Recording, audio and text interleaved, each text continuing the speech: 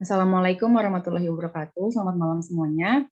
Dalam rangka memenuhi tugas UAS mata kuliah Kebudayaan Sunda, kami di sini membuat sebuah gagasan kreatif untuk melestarikan manuskrip Hanjuang Berem di Kutamaya. Adapun kelompok kami, anggota kelompok kami, yaitu yang pertama ada saya sendiri, Sina Hasanah, dengan NPM 180 1020083. Selanjutnya rekan saya boleh. Selanjutnya Harumi Bulan Sominov dengan NPM 1801102000052. Lalu ada saya Fajar Hikmatiar dengan NPM 180110200049. Lalu yang terakhir dengan saya Riko Adi Pratama dengan NPM 1801102000007. Adapun pembahasan yang akan kami bahas pada video kali ini adalah yang pertama, apa itu Hanjuang Berem di Kutamaya? Yang kedua, masalah. Yang ketiga, ada solusi yang akan kami tawarkan. Yang keempat adalah produk yang kami hasilkan. Dan yang kelima adalah kesimpulan. Untuk pembahasan pertama yaitu, apa itu Hanjuang Berem di Kutamaya akan dijelaskan oleh rekan saya. Boleh, Harumi. Hanjuang Berem di Kutamaya merupakan bagian dari Babad Sumedang. Babad Sumedang sendiri merupakan babad yang ditulis oleh R.A.A. Martanegara dan memuat sejarah masa lalu Sumedang. Isinya menggunakan bahasa Arab Pegon, tetapi kisah-kisah di dalamnya sudah banyak diterjemahkan.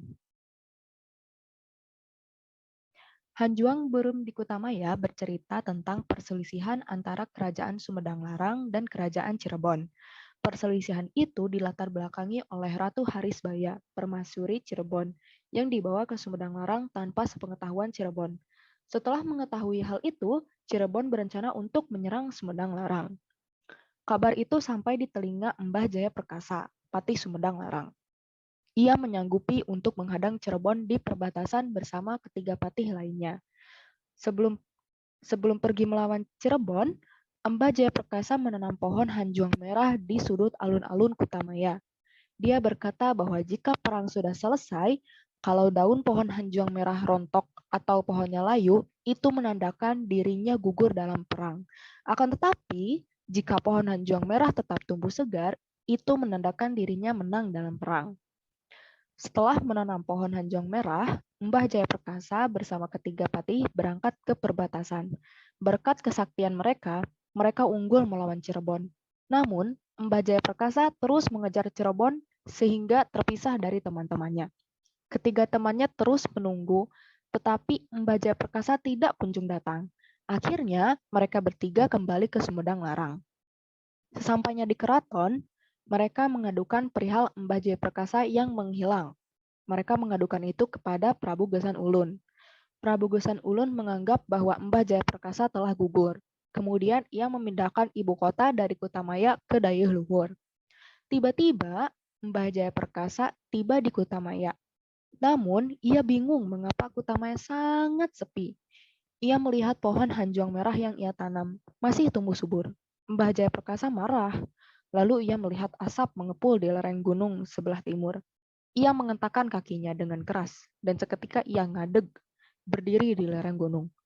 Tempat itu dinamakan Pangadegan. Di sana, ia bisa melihat kepulan asap itu berasal dari Dayeuh Luhur.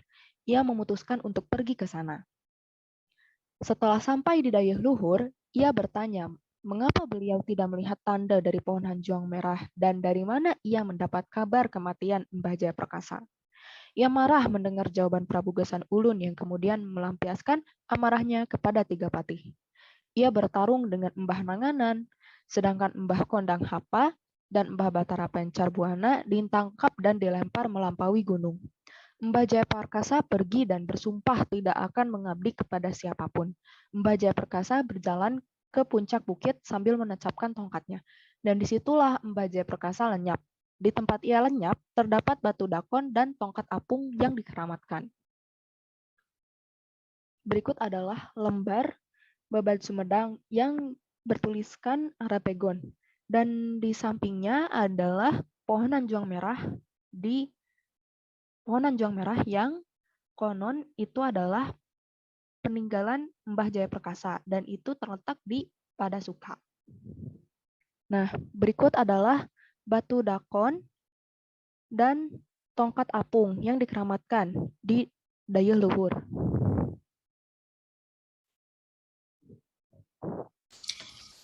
Baik, untuk pembahasan berikutnya adalah mengenai masalah. Boleh digeser ke slide berikutnya, Miss.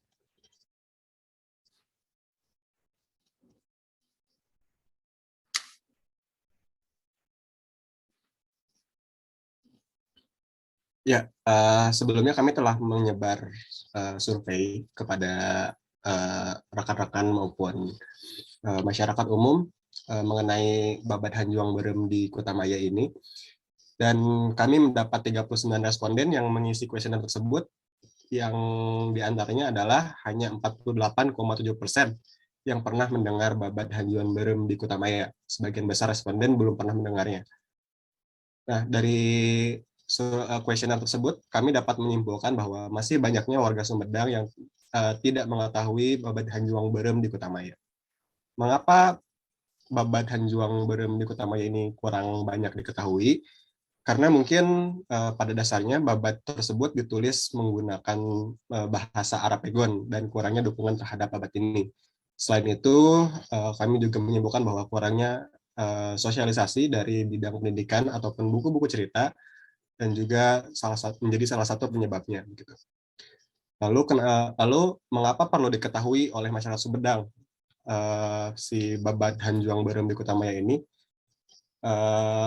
Karena babat Hanjuang Berem di Kutamaya ini merupakan kisah begitu yang berisi masa lalu dari Sumedang dan merupakan bagian dari sejarah Sumedang itu sendiri yang memang sudah sepatutnya dan sewajarnya diketahui oleh warganya.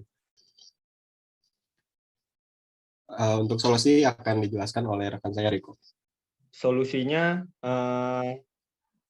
membuat poster dan menggunakan media sosial sebagai wadah penyebaran. Visualisasi gagasan, yaitu ada sasaran, yaitu warga Sumedang, ya, lalu ada bantuan mengadaptasi kisah babat Hanjuang Berem di Kutamaya melalui media yang kekinian. Yang ketiga ada tindakan, yaitu membuat poster. Yang terakhir ada hambatan, tidak ada anggota yang familiar dengan desain grafis. Selanjutnya ada produk yang akan dibawakan oleh rekan kami, Nisrina. Oke, selanjutnya ada produk yang kami hasilkan dari solusi yang sudah kami tawarkan tadi, yaitu poster. Ini. Jadi dalam poster ini kami memuat informasi-informasi yang menarik yang bisa menarik para pengguna media sosial untuk mencari tahu apa itu Hanjuang Berem di Kutamaya. Yang pertama kita jelasin dulu di sini apa itu Hanjuang Berem di Kutamaya. Yang kedua kita jelaskan isi dari kisah Hanjuang Berem di Kutamaya sendiri.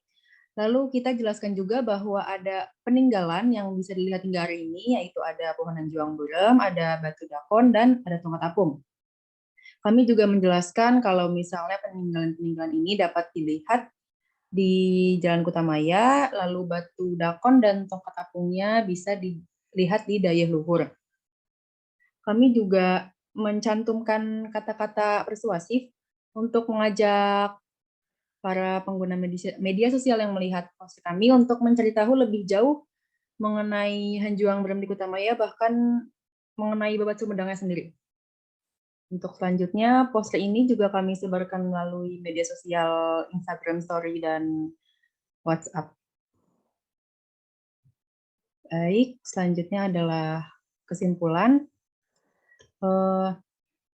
Babat Hanjuang Berem ini patut diketahui oleh banyak orang, khususnya warga Sumedang, karena mengandung banyak sekali nilai sejarah. Jika dilihat dari